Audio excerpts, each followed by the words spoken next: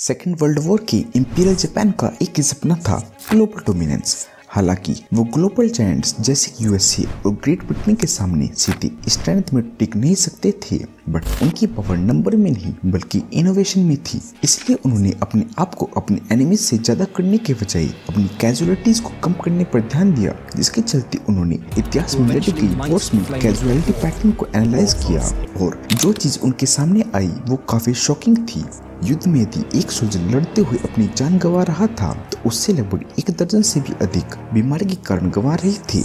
यह एक काफी ज्यादा बड़ी समस्या थी जिसे सॉल्व करने के लिए 1930s में जापान और अपनी ऑक्यूपाइड टेरिटरी जैसे मंगोल और चाइना में कई रिसर्च फैसिलिटीज बनाई, जिनमें से एक यूनिट 731 भी थी।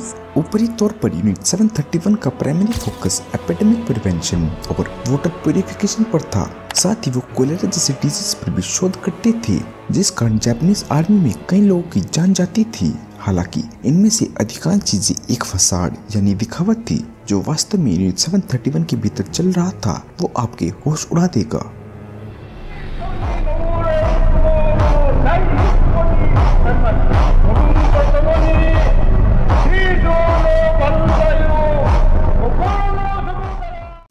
यूनिट 731 की दीवारों के भीतर डॉक्टर और रिसर्चर्स की टीम इनोसेंट सिविलियन पर बहुत एक्सट्रीम एक्सपेरिमेंट किया करती थी।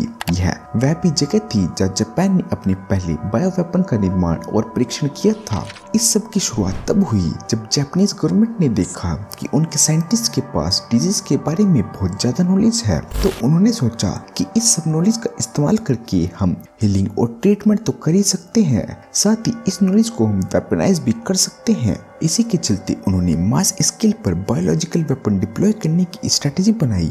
और जैसा कि आप सोच सकते हैं, एक एफिशिएंट बायो वेपन बनाना कोई आसान काम नहीं, उसके लिए बहुत ज्यादा डेटा की जरूरत पड़ती है। इसीलिए इस काम को जनरल शिरोइशी को सौंपा गया, जो जापानीज मिलिट्री मेडिकल स्कूल के प्रोफेसर थे।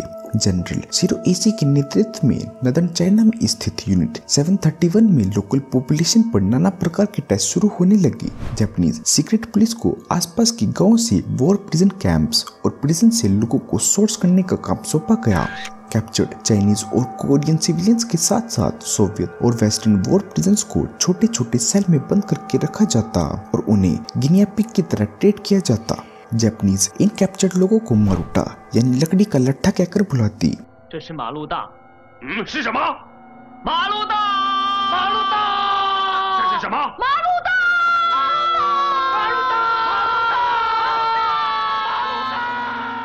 और ये मारूटास कुछ एक्सट्रीमली हॉरिफिक एक्सपेरिमेंट का हिस्सा बने।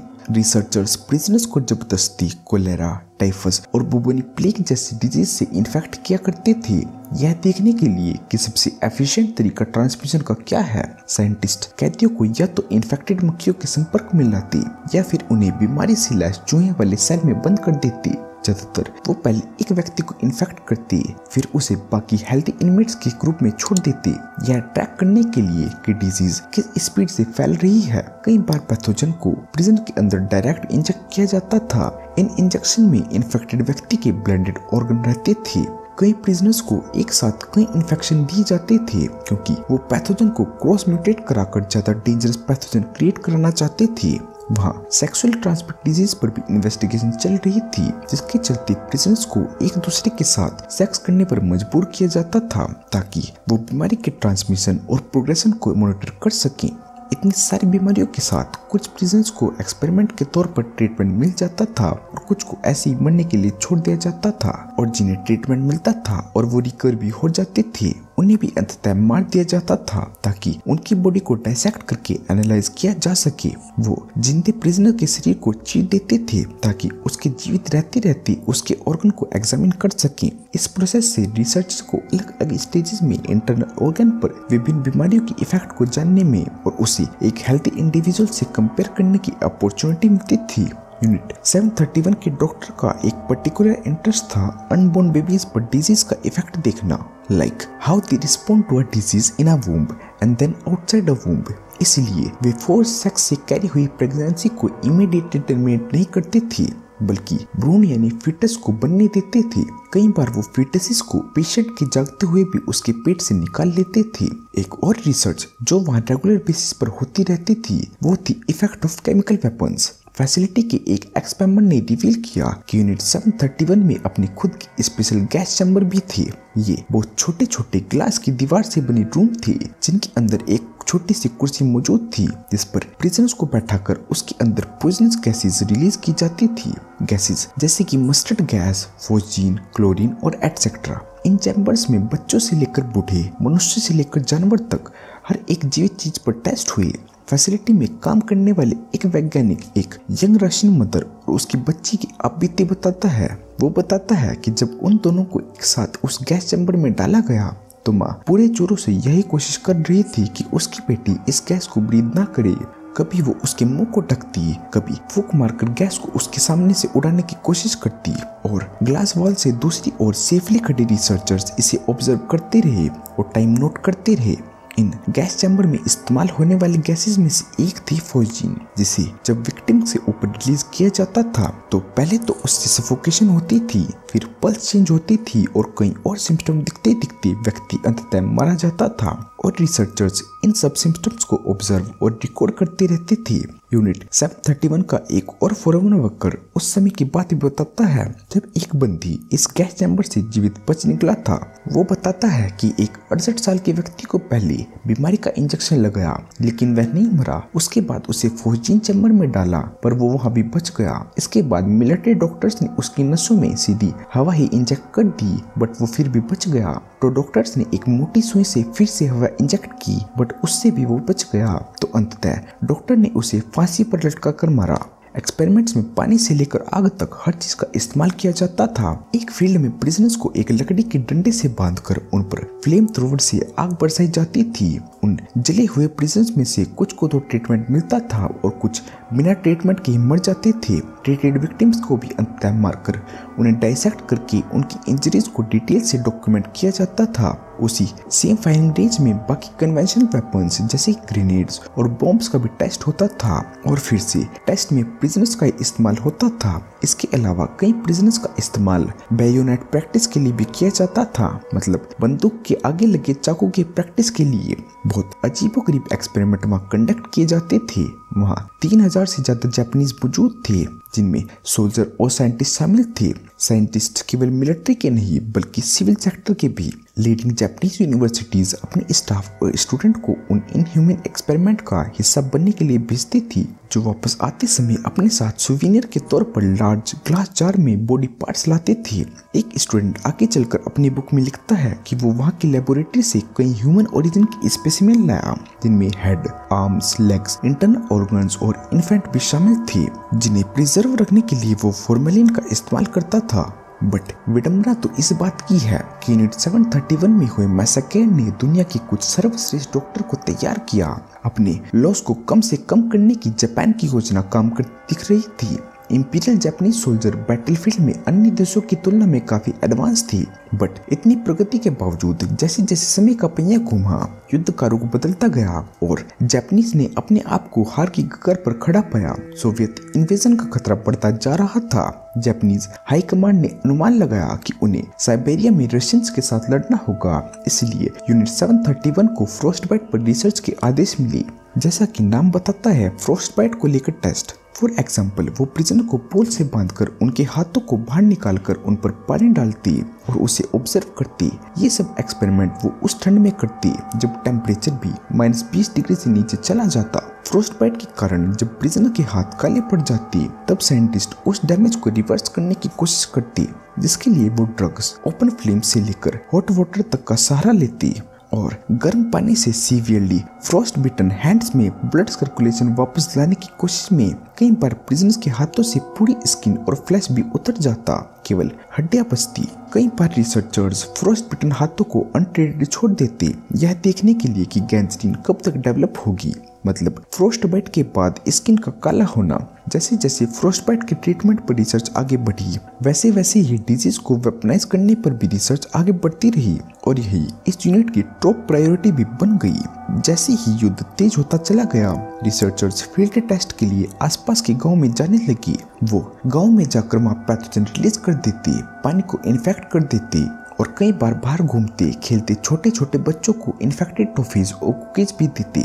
चाइना का ज़ेजियांग प्रांत उस समय के हिसाब से काफी अंडर डेवलप्ड था, मतलब वहाँ के लोगों के पास अपने आप को टाइफस और बुबोनिक प्लेग के आउटब्रेक से बचाने का कोई जरिया नहीं था। इसीलिए रिसर्चर्स जब फील्ड ट्रिप के कुछ दिनों बाद एक गांव में पहुंचे तो पूरे गांव में इधर उधर पड़ी डेड बॉडीज मिली। और इतना ही नहीं, जब ज़ेजियांग प्रोविंस के पानी में कोलेरा और टाइफाइड कल्चर इंट्रोड्यूस करने के कारण 1700 से ज्यादा जापानीज सोल्जर की जान गई, तो उन्होंने इस इंसिडेंट को भी एक सेटबैक की तरह नहीं बल्कि एक वैल्यूएबल डेटा सोर्स की तरह देखा। इन सब टेस्ट को कंडक्ट करने के बाद साल 1944 में जापान ने अमेरिकी सेना पर अपना पहला मेजर बायो वेपन अटैक करने का प्रयास किया।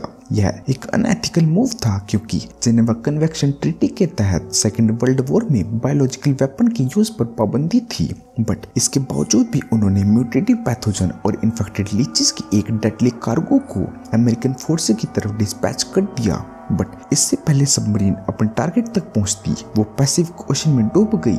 इसके फेलियर के बाद 1945 में जापान ने एक और major bio weapon attack plan किया। इसे नाम दिया गया operation cherry blossoms at night. युद्ध हारने की स्थिति में जापान ने माहौल को अपने पक्ष में करने के लिए यह आखिरी प्रयास किया। उनके प्लान के अकॉर्डिंग सबमरीन बेस्ड एयरक्राफ्ट, जिन्हें फ्यूगो या फायर बलून्स कहा जाता था, ये साउथ कैलिफोर्निया में प्लेग से संक्रमित लीचीज वाले बम को रिलीज करते।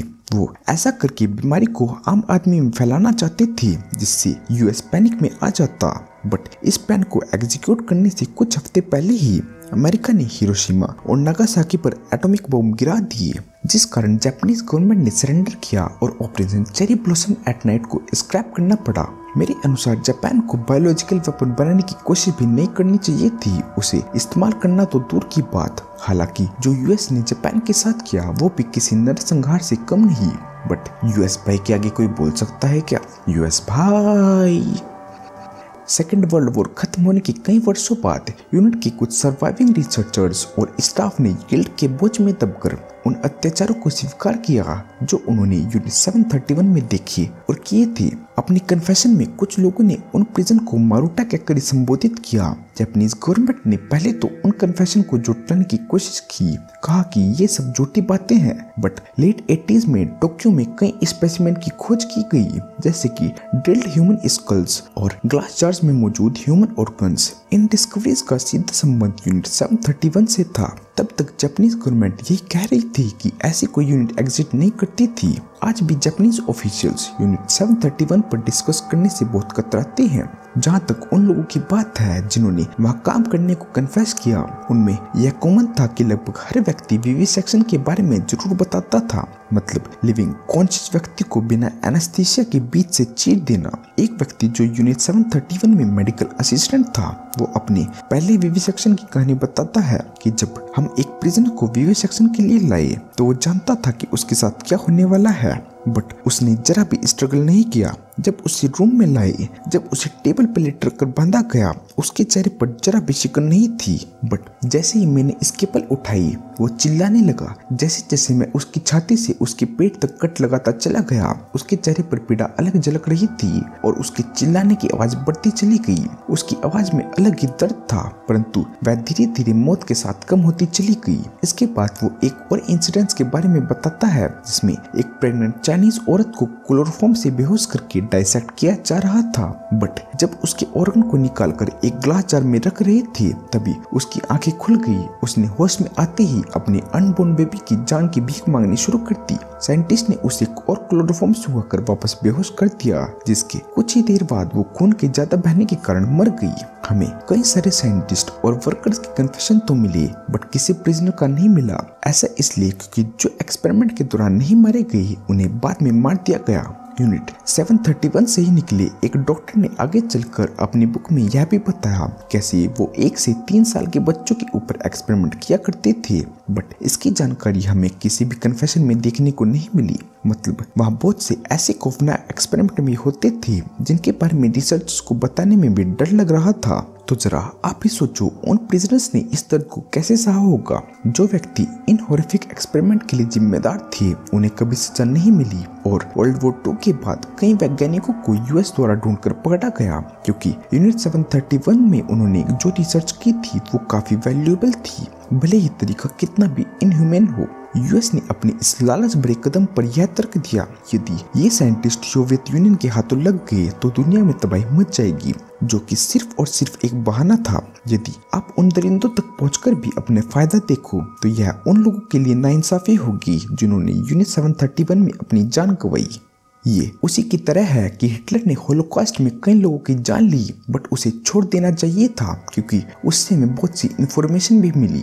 बट किसे छोड़ना है किसे सजा देनी है यह चीज वही डिसाइड करता है जिसके हाथों में पावर हो। यूनिट 731 से निकलकर रिसर्चर्स ने अपनी लंबी जिंदगियां जी। उन्होंने मेडिसिन में काफी पुरस्कार जीते और एक अच्छा समृद्ध जीवन जिया। उनकी रिसर्च और बायोवेपन टेस्ट का रिजल्ट आज भी जापान और यूएस की फाइल्स में कहीं पड़े हैं और मैं तो चाहूंगा कि वो पड़े ही रहें और उनका कभी इस्तेमाल न हो। तो दोस्तों ये थी यूनिट 731 की कहानी। उम्मीद करता हूँ कि आपको वीडियो अच्छी लगी होगी। तो आज की वीडियो में इतना ही। मैं मिलूंगा आपसे अगली वीडियो में, तब तक के लिए जय हिंद, वंदे मातरम।